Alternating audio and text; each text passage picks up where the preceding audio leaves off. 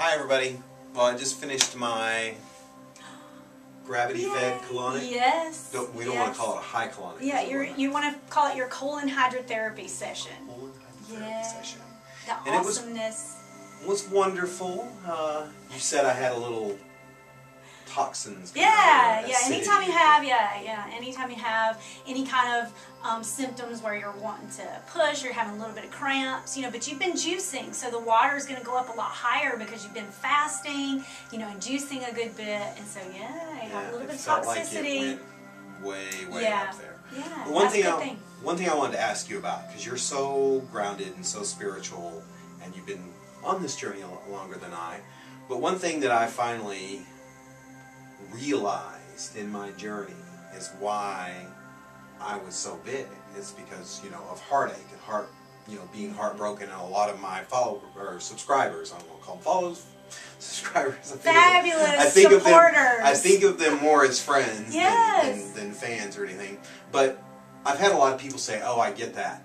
The heartache, the fat, the food keeps us in. And here lately I've had a little bit of self-sabotage go on, because it's a little scary when you've not been noticed by the opposite sex for such a long time, and then all of a sudden it's just like, that attention. You're getting that attention, and it's, maybe it's because of the YouTube thing and being on video and being out there, but it's just like, it just kind of just keeps coming. So, and it's like, and then the old Steve keeps kind of wanting to come back saying, hey, build back up those deflector shields, no one bothered you when you were big. So it's like, how do you get ready for love again? Well, and the truth is, nobody's bothering you now.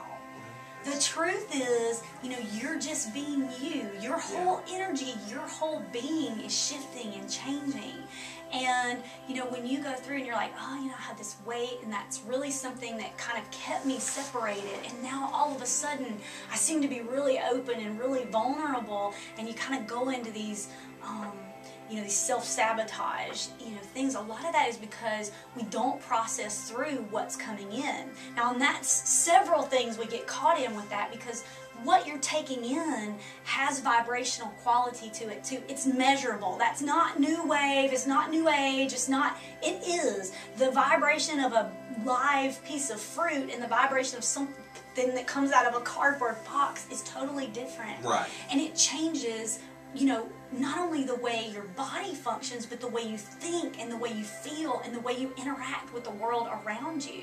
And it's really, really hard to process through emotions when what you're taking in really is keeping you almost oppressed. And so we get in these cycles where what we take in our bodies and what we expose ourselves to keep us oppressed. And so therefore we don't want to go out, and we don't want to open ourselves up to other people. And when we're around other people with lower vibrations themselves, it's like both of our pain and suffering just kind of keep coming up, and we're just staying in these stuckness.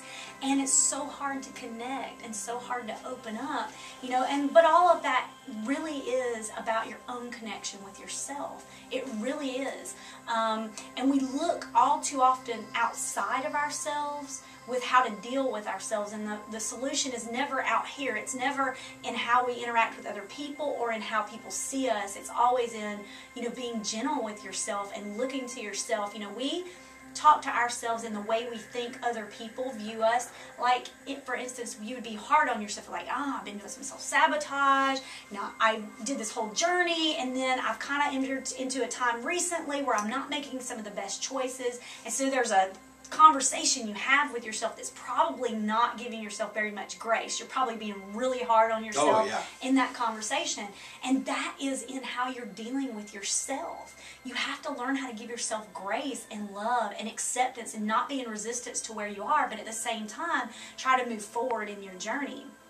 Now, when you start changing what you're taking into your body, you're able to do that so much better. You're able to discern what's good for you and what's not so good for you. You're able to make those better choices. But again, you get yourself to a place, it's like, okay, so I've made some good decisions physically. I've juiced, I've done these things, I've put in better stuff with my body, but now I'm starting to see the emotional stuff. Juicing doesn't fix anything. A lot of times when you're juicing, it doesn't fix your relationship with the food. It doesn't fix your relationship with things. It can help you physically, absolutely. Yeah. It can help you mentally, absolutely, and emotionally. I highly encourage it. But at the same time, there needs to be a work on your relationship with yourself and how you deal with yourself and the conversations that you have with yourself on the inside. Your soul work. Absolutely.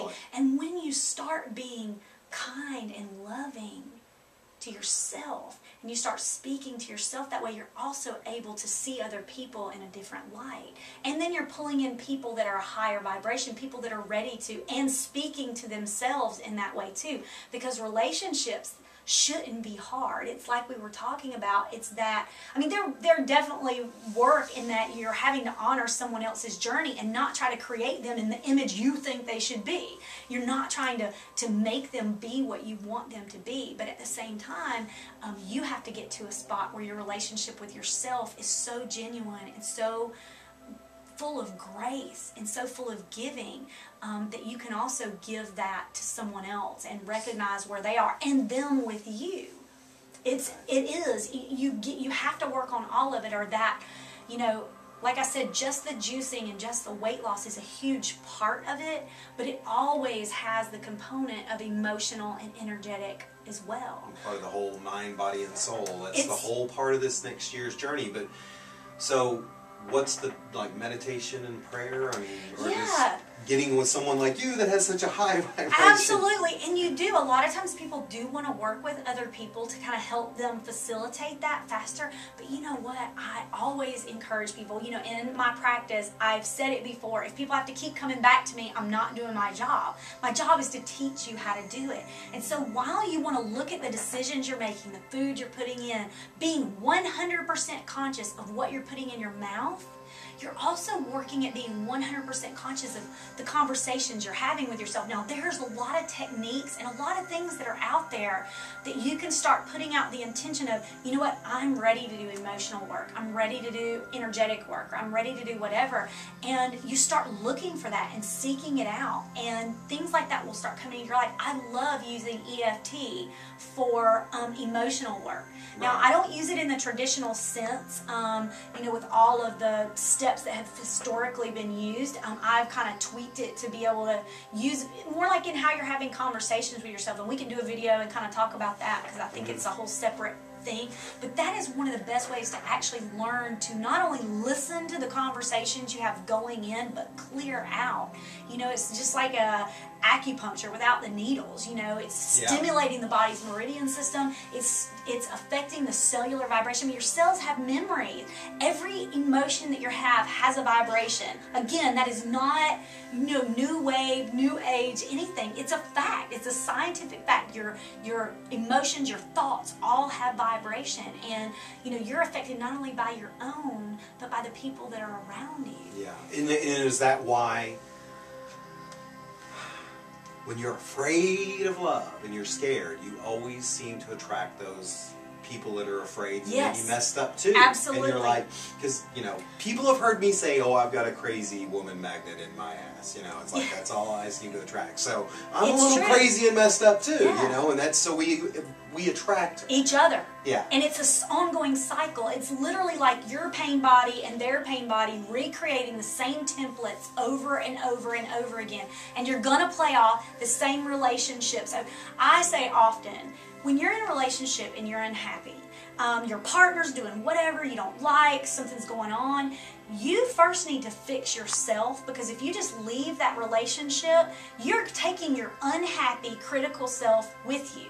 And all you're doing is going to another relationship where, yeah, the grass may be a little bit greener, but that's going to play out. Now, again, I'm not advocating any kind of abuse situation or anything like that where you don't leave, but in most situations where it's just like, oh, I hate this habit that they have, or I dislike this, you know, the way they do this or that, or there's just a lot of friction, a lot of times you look at yourself first, you know, and then fix yourself so that when you go to the next relationship, you're taking your healthy self with you. So what you're doing now and doing the work on your own and doing the work on your own self now, when you then do move into a relationship, you're taking that happy, healthy person with you. And so you want to attract the people that are of a higher vibration.